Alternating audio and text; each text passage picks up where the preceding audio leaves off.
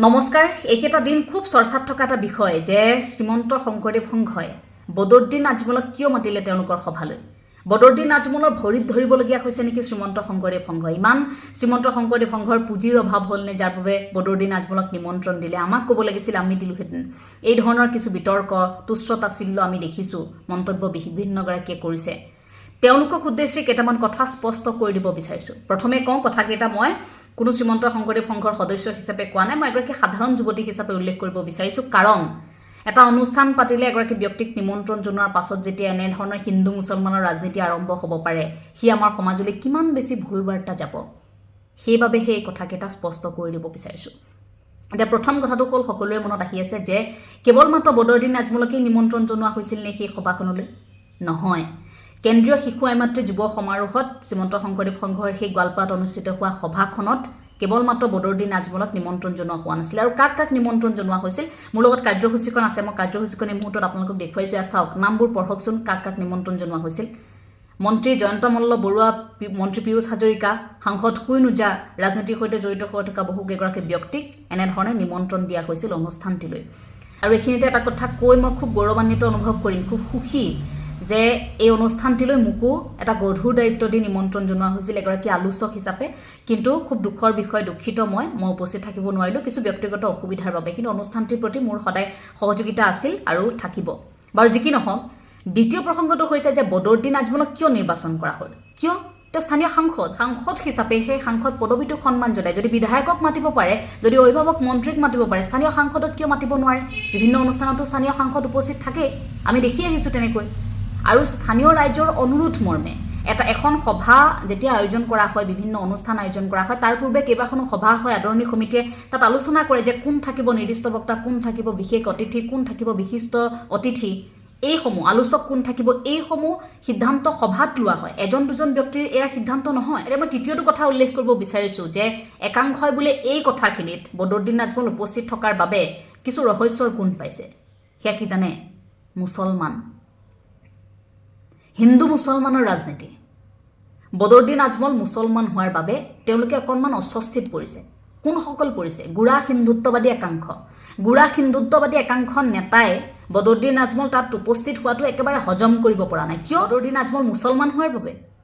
শ্ৰীমন্ত শংকৰদেৱ সংঘত এনেধৰণে ভেদাভেদ নাই আৰু ভৱিষ্যতেও নাহে কাৰণ জগতগুৰু শ্ৰীমন্ত শংকৰদেৱ গুৰুজনাই আমাক জাতি ধৰ্ম বৰ্ণ ভাষা নিৰ্বিশেষে এক হ'বলৈ শিকাইছিল তেনেকৈহে আমাক গুৰুভকতি কৰিবলৈ শিকাইছিল আমাক ভাগ হৈ তই মুছলমান নাহিবি তই খ্ৰীষ্টান নাহিবি এই ধৰণৰ ভাগ বতৰুৱা আমাৰ মাজত সৃষ্টি কৰিবলৈ আমাক শিকোৱা নাছিল শ্ৰীমন্ত শংকৰদেৱ সংঘত বহু মুছলমান লোক আছে এটা উদাহৰণ মই দিওঁ এই যিটো অনুষ্ঠানত বদৰুদ্দিন আজমল উপস্থিত আছিল সেই অনুষ্ঠানটোতে প্ৰতিযোগিতা যিহেতু আয়োজন হৈছিল আইসকলৰ মাজত যুৱসকলৰ মাজত শিশুসকলৰ মাজত তাত আইসকলৰ মাজত অনুষ্ঠিত হোৱা বৰগীত প্ৰতিযোগিতাত স্থান দখল কৰিবলৈ সক্ষম হৈছে এগৰাকী মুছলমান আই যদি সাম্প্ৰদায়িক বিষবাষ্প বিয়পোৱা কিবা মন্তব্য বদৰুদ্দিন আজমলে সেইদিনা তাত কৰিলেহেঁতেন তেতিয়া শ্ৰীমন্ত শংকৰদেৱ সংঘই সেই সভাখনত তেতিয়াই তেওঁক তৎমুহূৰ্তত সেই ঠাইত ব্যৱস্থা গ্ৰহণ কৰিলেহেঁতেন কোন সময়ত কেনেকৈ কাৰ কেনেধৰণৰ পৰিকল্পনাৰে পৰোচনাত পৰি কোনে ক'ত কি সাম্প্ৰদায়িক মন্তব্য কৰে কোনে কাৰ পিঠিত উঠি ৰাজপাত খায় নিৰ্বাচনৰ প্ৰাকমুহূৰ্তত সাম্প্ৰদায়িক বিষবাষ্প কোনে বিয়পায় সেইবোৰ সকলোৱে জানে ইমান সৰু কথা এটা ইমান বহল কৰাৰ ইমান বিতৰ্ক কৰাৰ কোনো প্ৰয়োজন নাই এতিয়া চতুৰ্থটো প্ৰসংগ হৈছে য'ত কৈছে দান বৰঙণিৰ কথাটো যে শ্ৰীমন্ত শংকৰদেৱ সংঘই দান বৰঙণিৰ বাবে বদৰুদ্দিন আজমলক তালৈ নিমন্ত্ৰণ দিলে কিয় আপোনালোকে বিভিন্ন অনুষ্ঠান পাতিলে টকা পইচাৰ বাবে টকাৰ লোভত কাৰোবাৰ পৰা কিবা এটা সহায় পাম বুলি আপোনালোকে অতিথি মাতে নেকি তেনেকৈ বাছি মাতে নেকি আমুকক মাতিলে ইমান টকা দিব তামুকক মাতিলে ইমান টকা দিব তেনেকৈ মাতে নেকি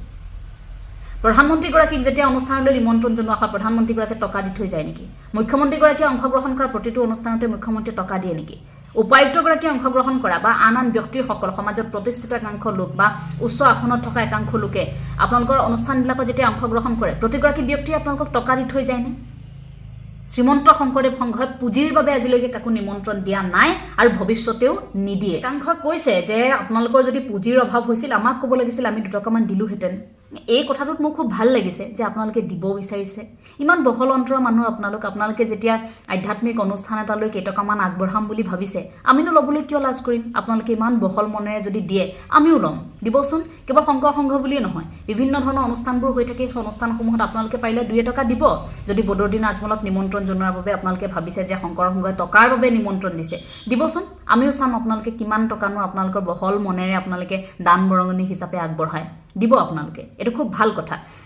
আৰু শেষৰ প্ৰসংগটো হৈছে যে বদৰুদ্দিন আজমলক কিয় সেৱা কৰা হৈছে আমাৰ বাবে এটো একেবাৰে অস্বাভাৱিক নহয় আপোনালোকে যিসকলে নাজানে তেওঁলোকৰ বাবে অকনমান অস্বাভাৱিক হ'ব কথাটো কিন্তু আমাৰ বাবে একেবাৰে নহয় কাৰণ আমি আমাৰ ঘৰলৈ যিকোনো লোক আহিলে আমি সেৱা কৰোঁ আমি যিকোনো লোকক অনুষ্ঠানত পালে আমি কৃষ্ণ বুলি কওঁ আমি সেৱা কৰোঁ গতিকে সেই উদ্দেশ্যে সেই অনুষ্ঠানটিত এগৰাকী অতিথি কৈছে অতিথিগৰাকীক সেৱা কৰিছে কৃষ্ণ বুলি কৈছে সেইটো কি ডাঙৰ কথাটো হ'ল তাত আপোনালোকে ভৰিত ধৰিছে বদৰুদ্দিন আজমলক তাত ভৰি চেলেকি থকাৰ কথাটো কেনেকৈ আহিল এই বিষয়টো আপোনালোকৰ মনলৈ কেনেকৈ আহিল ইমান বেছি মানুহৰ চিন্তাধাৰা নিজ হ'ব পাৰেনে আপোনালোকে কোনো বিষয় এটা নজনাকৈ কেনেকৈ এটা আধ্যাত্মিক অনুষ্ঠান চলি থাকে তেওঁলোকৰ নীতি নিয়মবোৰ পৰম্পৰাবোৰ নজনাকৈ আপোনালোকে কিছুমান কথা ওপৰতে কৈ দিয়ে কেৱল মাত্ৰ বা লোৱা স্বাৰ্থত আৰু বদৰুদ্দিন আজমলক তালৈ মতা হৈছিল সেই বিষয়টো ঠিকেই চালে তাত যে 3টা দিন ইমান সুন্দৰকৈ অনুষ্ঠান হ'ল সেই বিষয়টো আপোনালোকে নেদেখিলে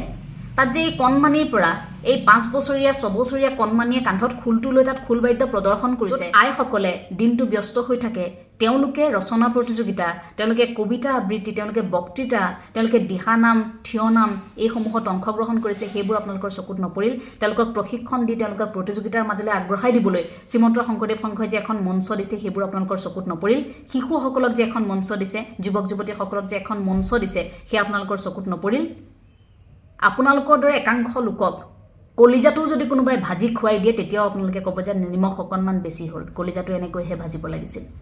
একাংশ লোকক সন্তুষ্ট কৰাটো একেবাৰে সম্ভৱ নহয় গতিকে শ্ৰীমন্ত শংকৰদেৱ সংঘ এটা আদৰ্শ হৈ আছে আৰু আদৰ্শ হৈ ওলাই জিলিকি থাকিব তেওঁলোকে তেওঁলোকৰ কাম কৰি গৈছে তাত আপুনি মই মাথা মাৰি বিতৰ্কৰ সৃষ্টি কৰি লাভ নাই আমি পাৰিলে সেই পজিটিভ কথাবোৰ আমি আমাৰ বাবে যিবিলাক ধনাত্মক কথা হয় সেইবিলাকহে ল'ব লাগে